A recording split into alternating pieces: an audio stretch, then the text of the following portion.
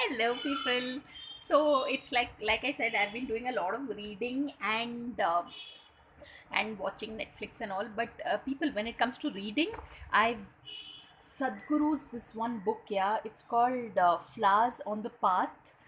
Oh my God, it's like actually, I'll be honest, it's this whole Kaveri calling movement that has really called to me, like, in terms of now, I mean, I'm literally like surrounded by Sadhguru fanatics because they are like, I mean, we sit and watch every video by Sadhguru because and they are like I think 1400 videos online on YouTube, more than 1400. So and the fact that we've seen most of it should say something about the fact that if you were to read this Flowers on the Path, yeah, it's, I mean, one can't really compress an entire book into a 2 minute 1 minute review or something, but it's like it will open your mind to the fact that, like how Sadhguru says, we are like a micro nonsense of the universe. I mean, like, in terms of,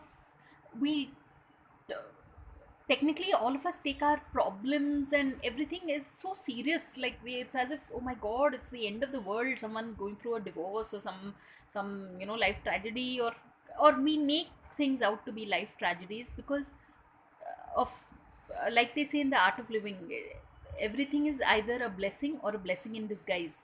And when you read Sadhguru's books, it kind of drives home this point. So I know I'm going in circles because I can't really this it's difficult to compress a book like this or even try to rate it and all of that. No, yeah, Sadhguru's books. So yeah, Flowers on the Path, one of Sadhguru's books. It's a must read. So on that note, thanks for watching and please subscribe.